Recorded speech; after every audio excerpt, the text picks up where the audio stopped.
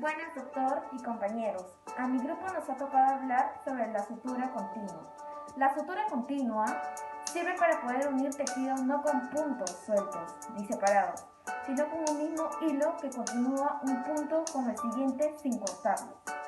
La sutura continua consiste en la reposición de tejidos blandos que se encuentran separados debido por un traumatismo o por una acción quirúrgica. Se realiza como el último paso de cualquier técnica operatoria. Su objetivo principal de la sutura es conseguir la reparación de la herida y se produzca de manera efectiva y acompañada del menor número de complicaciones. Existen tres objetivos de sutura. 1. Coartación. Consiste en aproximar los bordes de la herida llevándolos a su posición inicial. 2. La hemostasia. La sutura favorece la hemostasia durante el efecto mecánico de cierre. Y por último, la cicatrización de los tejidos. La ventaja de esta sutura es más rápida de realizar, pero tiene un gran inconveniente. Es que si se produce una infección o un seroma debajo de lo que es la herida, a la hora de hacer el drenaje tendríamos que quitar toda la sutura, con lo cual la cicatrización se demoraría más. Es mejor utilizar siempre puntos simples. Soy la alumna Marlene Mendoza Yamamani y voy a hablar sobre los puntos en sutura continua. Tenemos el punto continuo simple, el punto continuo bloqueante y el punto continuo intradérmico. Voy a hablar sobre los dos primeros puntos. El punto continuo simple es una sucesión de puntos que une los bordes de la herida. Se realiza un lazo sobre el extremo distal del hilo y al final se realiza otro nudo sobre el propio hilo a su salida de la piel. El segundo punto, el punto continuo bloqueante, es similar al punto continuo simple, con la diferencia de que el hilo de salida de cada punto efectuado se pasa por dentro del bucle antes de tensionar, con lo que se produce el bloqueo del hilo.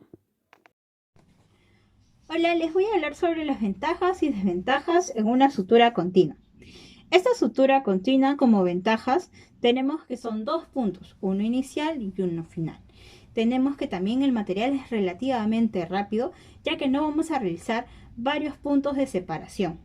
También vamos a tener un menos costo de material, en los cuales en las desventajas, en sí, si se rompe este trozo de hilo, va a poder desatar toda esta sutura y generalmente hay que evitar esta tensión lateral, más que nada en los bordes de la herida. Por eso se recomienda que en sí no debemos de apretar ni tensionar el hilo excesivamente. ¿Y en qué casos nosotros podemos usar esta sutura continua? Bueno, en la cavidad bucal tenemos algunos casos que vamos a poder y los voy a mencionar, en los cuales va a ser cerrar grandes desgarros, en caso de la mucosa bucal. También una sutura de incisiones que sean amplias, unas regularizaciones de bordes óseos, también heridas excesivas que van a llevar como consecuencias unas intervenciones quirúrgicas que van a ser más que nada para poder colocar una prótesis dental o un implante. Eso sería todo. Mi nombre es Alexis Borrera Chávez y le voy a hablar sobre la clasificación de la sutura continua. Para ello debemos saber que la sutura continua se restringe a grandes incisiones, ya que se realiza con más rapidez, pues no es necesario ir cortando y anudando los puntos. La sutura se clasifica en sutura continua simple y sutura continua festoneada. En la simple se realiza un nudo inicial seguida de lazos continuos y un nudo final. Para realizar el lazo continuo debemos realizar una separación de 0.5 a 1 centímetro aproximadamente y debemos tensarlo bien para no dejar floja la sutura. Y la sutura inicial debe iniciar en el extremo distal de la herida. En la sutura continua festoneada, o también llamada de ojal, se realiza con un nudo inicial y luego de la primera lazada, la aguja pasa por el ojal, de forma que la aguja en el momento de atravesar los bordes de la herida se entrecruzan. Luego se tensa para adaptar los labios de la incisión y esta maniobra se repite hasta completar toda la longitud de la herida. Al final la cerramos con un punto simple. Debemos tener en cuenta que la sutura continua festoneada es de mayor rigidez y elasticidad, pero puede comprometer a la irrigación del tejido cuando la tensión no es la correcta. Y si en caso nosotros usamos el hilo de sutura no reabsorbible, debemos tener en cuenta que después de 5 a 7 días de la intervención quirúrgica debemos de extraerlo. ¿Qué tal, compañeros? Soy el alumno Edwin Andazábal. En esta oportunidad me ha tocado explicarles acerca de procedimientos y materiales que utilizamos para la técnica continua simple. Los materiales que utilizamos son unas suturas, pinzas de disección, portaagujas y unas tijeras quirúrgicas. Bueno, esta es una técnica que también es llamada la técnica ininterrumpida. Es una técnica que en su mayoría de ocasiones es utilizada para incisiones grandes y amplias, ¿no? Esta es una técnica relativamente rápida de ejecutar por parte del cirujano dentista. Bueno, paso a explicarles un poco más acerca de la técnica.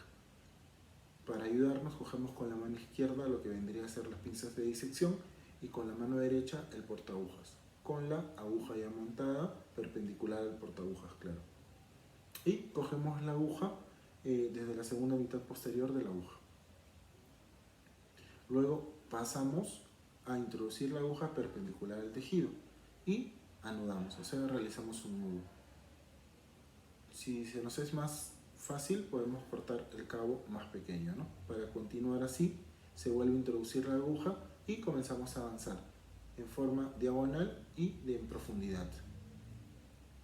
Bueno, continuamos avanzando de la misma manera y hasta el final de la incisión. Volvemos a anudar y cortamos el exceso.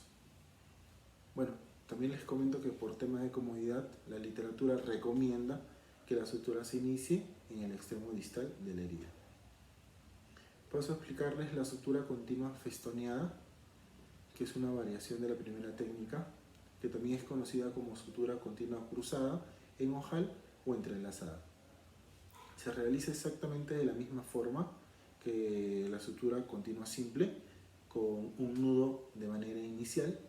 Luego de la primera lazada viene la diferencia. La aguja se hace pasar por el ojal que se forma al momento que la aguja atraviesa los bordes de la herida.